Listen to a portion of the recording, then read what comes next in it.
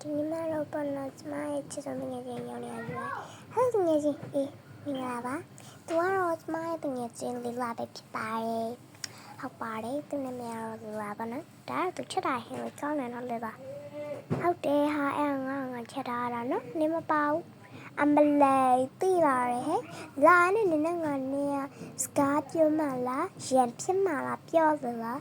။စားရပါဟာ။နေ့ဟင်းကောင်းမကောင်းကမြည်ကြည့်ရအောင်။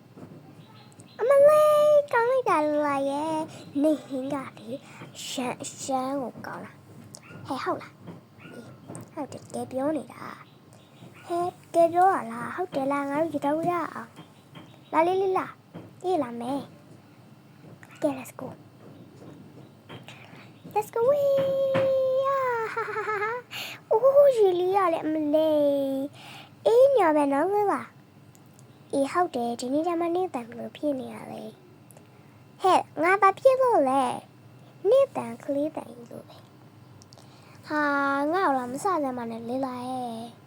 ဟဲ့ငါနေ့အတီးပြောနေစနေမဟုတ်ဘူးနော်ဟဲ့လာမစားနဲ့လို့ပြောနေရနော်ပြီးပါအဆိုလည်းမစားတော့ပါဘူးနေ့ကကလေးဆိုတော့လေအေးဟုတ်တယ်ငါကလေးဟဲ့ဒီဘလို့မျိုးရေပေါ်မှာလဲရောက်နေတာငါ့ကိုလည်းသိမလို့အေးသိမိမယ်အဲ့ဆိုဒီလိုလုပ်အေးအလုံးကိုကြည့်ရှုပေးတဲ့တဲ့စမရေးနောက်ရေးလေးမှာလည်းမဆွေးရစစကူရာပုံမှန်တွေကိုကြည့်ချင်တော့ like and subscribe လုပ်မကြပါနဲ့ဦးနော်အလုံးမင်းနာမည်တင်မဲ့ကြားကြရလေးတခုရှိတာက CC Sakura Gaming Channel လေးမှာလည်းဒီလိုမျိုးဆွေးနွေးကြစရာအသစ်တွေတင်မှာမို့လို့ like and subscribe လုပ်ပေးကြပါဦးနော်အလုံးမဲတတာ